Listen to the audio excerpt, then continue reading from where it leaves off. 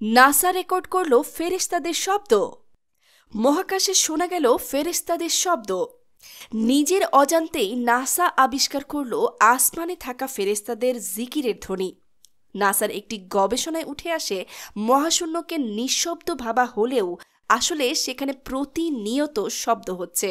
গবেষকরা সেই শব্দ শুনে বলেছেন যেন বিলিয়ন বিলিয়ন মানুষ একসঙ্গে গান গাইছেন। অথচ শবে মেরাজের রাতে রাসূল সাল্লাল্লাহু আলাইহি ওয়াসাল্লাম বলেছিলেন মহাকাশে প্রতিনিয়ত ফেরেশতারা জিকির করছেন। তবে কি এবার রেকর্ড করা হলো ফেরেশতাদের জিকিরের ধ্বনি?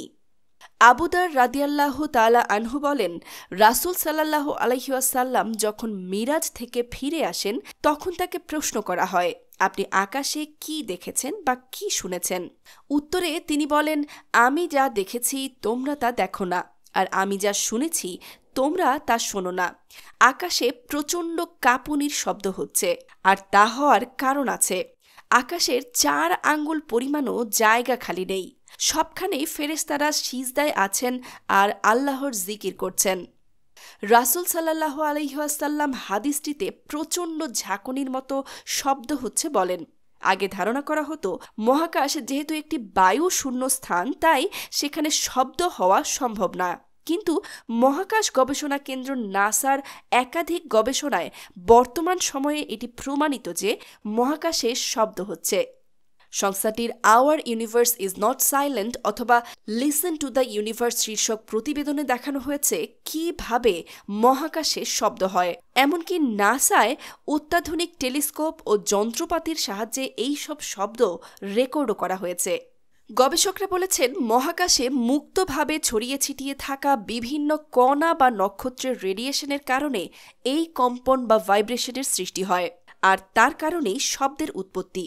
শব্দগুলো ইলেকট্রোম্যাগনেটিক ওয়েভ আকারে থাকে, পরে সেগুলোকে শব্দ তরঙ্গের রূপান্তর করা হয়। একটু খেয়াল করলে দেখা যাবে যে রাসূল সাল্লাল্লাহু আলাইহি ওয়াসাল্লাম ১৪০০ বছর আগেই বলেছিলেন যে আকাশে শব্দ কাঁপুনির কারণে হয়। এমনকি গবেষণার সাথে যুক্ত একজন গবেষক বলেন, এই শব্দ শুনে মনে হচ্ছিল যেন বিলিয়ন বিলিয়ন মানুষ একসাথে গ্রেগরিয়ান চ্যান্ট গাইছে। গ্রেগরিয়ান চ্যান্ট হচ্ছে খ্রিস্টানদের একরকম ধর্মীয় সঙ্গীত যা একসাথে গাওয়া হয়। অথচ মহানবী সাল্লাল্লাহু আলাইহি ওয়াসাল্লাম ১৪০০ বছর আগেই বলেছেন যে ফেরেশতারা একসাথে আল্লাহর জিকির করছেন। নাসা মহাকাশে এমন শব্দ আবিষ্কার করেছে ঠিকই, কিন্তু তারা এর পেছনে বিভিন্ন কারণ বর্ণনা করছেন। কোনো গবেষণায় বলা হচ্ছে নক্ষত্রের চুম্বক ক্ষেত্র, কোথাও আবার বলা হচ্ছে প্রাচীন মহাবিশ্বের বিস্ফোরণের শব্দ। তবে শব্দগুলো মহানবী সাল্লাল্লাহু আলাইহি ওয়াসাল্লামের হাদিসের বর্ণনার সাথে পুরোপুরি মিলে যায়। আসলেও এই শব্দগুলো ফেরেশতাদের জিকিরের শব্দ কিনা তা আল্লাহই ভালো জানেন।